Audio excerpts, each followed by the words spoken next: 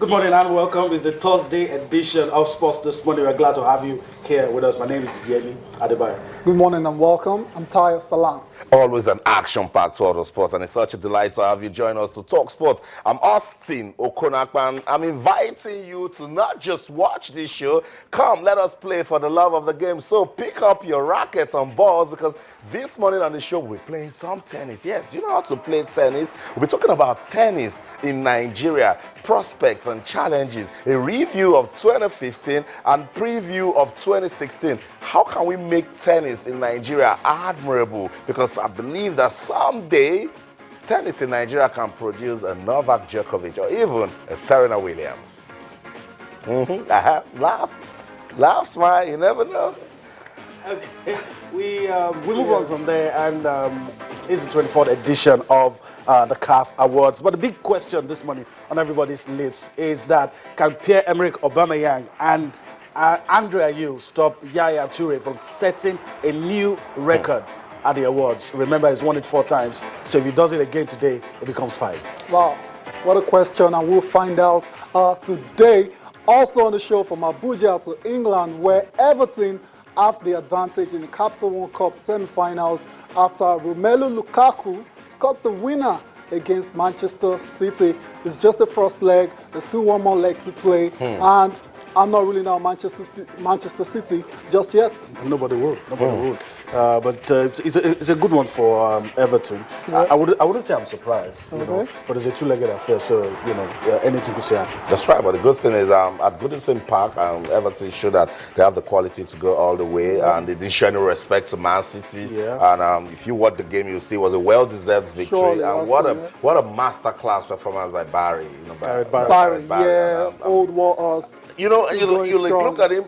Is it because he passed through Man City? These players, and when they see their former clubs, and then they just go No, but Gary Barry is still a good player. Yeah, although he's getting on in age, but then he's still very experienced. Yeah, very disciplined. He brought his experience to bear in that particular game. It reminds of what it was when he was Aston Villa captain. Exactly. That kind of performance. That was missing a little when it was with Manchester City. Yes. But at Everton, he found a way to you know, bring the old Garrett back, and that's what we're seeing now. Surely, but the man definitely that deserves all the spotlight has to be Romelu Lukaku. At 22 years of age, he is having a phenomenal season. That was 12 goals in 12 games, you know, with the one he got against the Manchester City yesterday. He's having a phenomenal year, like I said. He has a great upside. He can get better, and I won't be surprised 2-3 years down the line, the big clubs come calling again for him. That's right. Even in the summer. Yeah. Even in the summer, exactly. You know, so Everton really have to watch that space. While Everton is watching that space, Chelsea fans are like, yeah, what? This guy was our player. Okay, let's talk about this guy. A lot of football fans will be saying, because he was missing in the Manchester City game, maybe that's why Yaya Toure and the CAF Awards. He actually featured. He featured in the game. But they didn't bring his A game, and probably explains why what happened on the night did. But of course, like I said, the big question today is if he will set a new record. Will Andre Ayew do enough? Will Pierre-Emerick Aubameyang do enough? It's the 24th edition. I'm very happy to remember this morning that Karen Wanko was the first person that won it twice. But a lot of people have done it. Samuel Eto'o has gone past and of course Yaya Toure as well. A lot of interesting categories today. But of course, this is the high point. That's it. This is the high point. That's the headline. The best player on the continent. On the continent. Yes. This is the high point. And you know, I think it's everybody against Yaya Toure. We tested the pulse of the fans last night on the show, and it's not like people don't want Yaya Toure to win it again. They're just saying it's not good for African football. So they're throwing, you know, their weight behind Pierre-Emerick Aubameyang. Those are the football great times. fans, believe that this guy has done so well. Let's not take anything from. It was actually when we started hearing about Aubameyang that even football in Gabon, you know, picked up. You know, not taking anything also away from Andre Ayew, also a fantastic footballer. But this guy is as tall as his football. You know, when he's on the pitch, he's a stallion. He's doing virtually everything for Manchester City and Cote d'Ivoire. So you can't take anything. But I mean, you said something as that we're trying to understand the criteria, what are the conditions that they look at to pick this award. Because the year Mikel Obi lost it, yes, we thought maybe he was close to it. The year Okocha lost it to two again. Can't forget. Oh my goodness. Mustafa Haji, 1998. Yes. And he lost it a couple of times to Samuel Eto'o as well. And yeah, we didn't understand what happened. Is it what you do on the continent? Is it what you do with your club? A lot of, but I'm even happy now that, you know, the year under review is what is looked at. You know, sometimes you do well in January, February, it influences the decision. But this one is good, the calendar year straight. So what you do in 2016, for instance, doesn't sway the mind of those who will vote. I don't understand the criteria, because every year you okay, if you give this explanation for this guy winning this year, it doesn't hold water for the next edition. But it doesn't belittle the award. That's right. In any way. Africa's best will be unveiled today, and it's going to be interesting to see who emerges. Yeah, in terms of the criteria, I think it's about what you do both for your club and your country. That's the logical criteria I can see here. So in terms of that, I believe these are the best 3 players on the continent. Yaya Toure, great time with Cote d'Ivoire. They won the African Nations Cup. Didn't do too well with Manchester City in the league. By standards. And in the other competitions as well. So Andrea, helped Ghana, go really far. Place. Yeah, in the AFCON as well too. And Aubameyang as well too. We saw Gabon. He didn't really do too well, but Gabon were at the AFCON. And it was a shining light in a bad season for Dortmund. Exactly. So you would say the best 3 players have been selected. Yes, but in terms of actually naming the winner, that's the complicated part. It's a logical explanation, but CAF has not come out to tell us. That's what I feel. Yeah. And to Nigeria as well, for obvious reasons. No Nigerian is there, and I don't think anyone. I was thinking we could just skip that quickly and then talk about the other categories. Because the other categories also are very interesting, because when we talk about the CAF Awards, everybody just want to know the footballer of the year. Yeah, because that's the biggest. That's the biggest, no doubt. But Yaya is making it look like I can start skipping that. This is also a worry. We talked about it, Club of the Year, and no Nigerian club, and everybody can understand why. Yeah, come on. But then You're again, be surprised. if you take out TP Mazembe from that list, it can go anywhere. Right, but you're not going to take Tipi Mazembe out because they are the standout. Experience shows us that whoever wins the CAF Champions League usually ends up winning Club of the Year. That's a no-brainer. So I don't see it getting past Tipi Mazembe. Forget the shambolic performance at the FIFA Club World Cup, but I don't see it getting past Tipi Mazembe. But I won't be shocked if I hear Eto'o Sahel as winner of that award. But this one is of interest to us, massive interest. We're looking out for a Coach of the Year by Ba Amali on the 17th coach Emmanuel Amunike, Nigeria. And when we looked at this last night, we got to have Renard and we said this is not fair. It's not. Life is not fair. From experience again,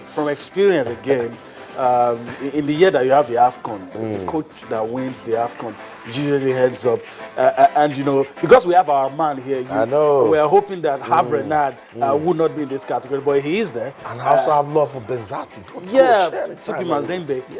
So it's a tall order. But of course, we'll be rooting for our man. If you accuse us of patriotism, no problem.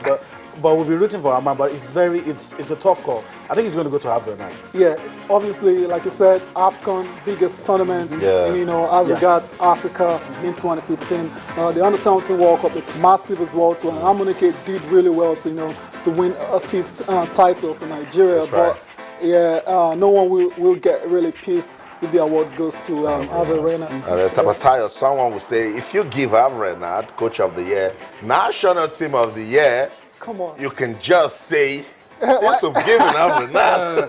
I told you yesterday, if the award comes before this one, and Renard gets Coach of the Year, just know that the relevance of Cote d'Ivoire will win this category. So National Team of the Year is Cote d'Ivoire, Ghana, Mali on the 17, Nigeria on the 17, and then Nigeria on the 20. But I'm going to have a special kind of celebration if the Nigerian under-17 wins, because I'm really going to be surprised if they do. That'll be unprecedented. Yeah, if they do. Because Cote d'Ivoire, come on, surely. Yes, should the get senior this particular national award. team. Yeah. Okay, so that's it for the national team of the year. We're hoping that the Golden Eaglets of Nigeria can just put a surprise and then win that one. I'm winning the under-17 World Cup for a record 5th time. That's massive. Other parts, other categories that will be of interest to us also, youth player of the year, where we have Kelechi Uwakali, that's it right there. Adama Traore, we also mentioned, a fantastic player, and but it's also been a good year for Victor Osimhen. Another good year for Kelechi Uwakali. Samuel Diarra, another good player. I think Victor is going to nick this. 2 trophies in one calendar year. Of course, you could say his participation at the Under-23 championship was a bit, minimal. But of course, he has 2 trophies to show for 2015. So that definitely counts for something. And I think it's not just patriotism. I think Victor stands tall in this category. So I'm going to go for Victor. If Victor doesn't get it, I'm going to listen to whatever explanation I'm going to get for why he didn't win. Okay, so let's get you talking. Meanwhile, let's just run through this one also. Women Player of the Year. Last night I didn't know.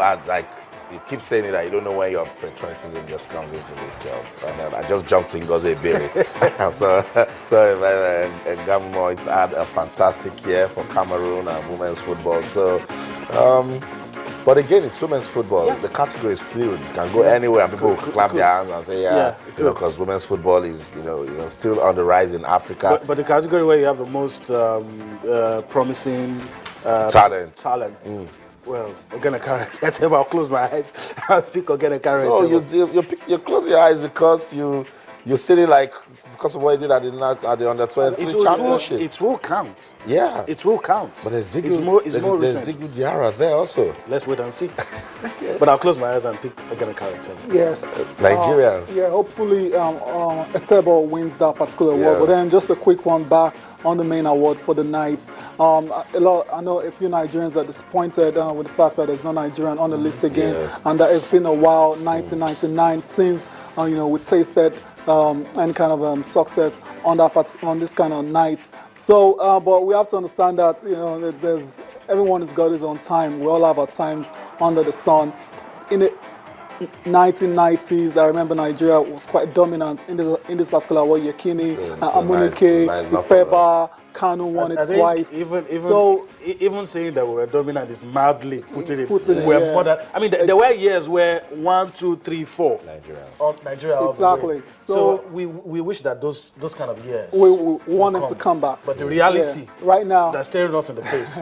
I don't see it happening in 2 1, years. 2, 3, 4 different Nigerians. In 2 years, I don't see it happening. Maybe in Nigeria. We already had Mikel in a final 3 in the last 2 years. It's good. But to see Nigerians there was a time in the Super Eagles where you have 2 African footballers or former African footballers sitting on the bench. That was how good the team was. Yeah, but that was the golden era. Okay, so that's totally different times for Nigeria. Yeah, that's why I said I don't see it happening in the next 2 years. Yeah, but then we've got some really good players coming up now. Odioni Gallo is one of them. Okay, if you can continue and he gets this a kind of bigger form, club. Exactly. Who knows? Yeah, it might be in the running in a couple of years. That's right. We're hoping. And you can actually argue that Nigeria, in terms of these awards since 1992 to date, you can argue that Nigeria has been dominant, like I said, because we've produced several champions and several winners, unlike a country like Cote d'Ivoire, where it's been all Yaya Toure winning 4, Drogba won twice, but then Nigeria, we can count 1, 2, 3, 4 that have won it,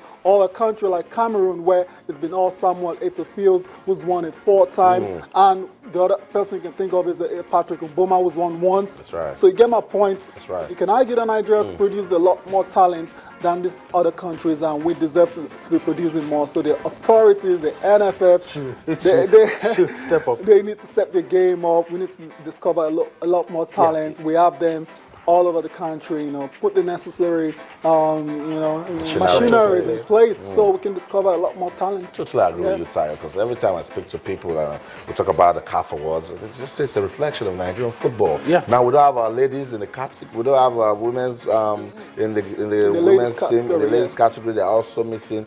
It shows that women's football in Nigeria is also steady decline. There's a decline back in those days, they say when we lose the guys, they compensate us with the ladies. Now they're not even compensating us anymore. So that's it. Today we'll be waiting to know if Yaya Toure will win the CAF Awards for a record 5th time. It doesn't look good for the awards, but Yaya Toure is so dominant. That guy doing everything he can to stay relevant in Africa and international.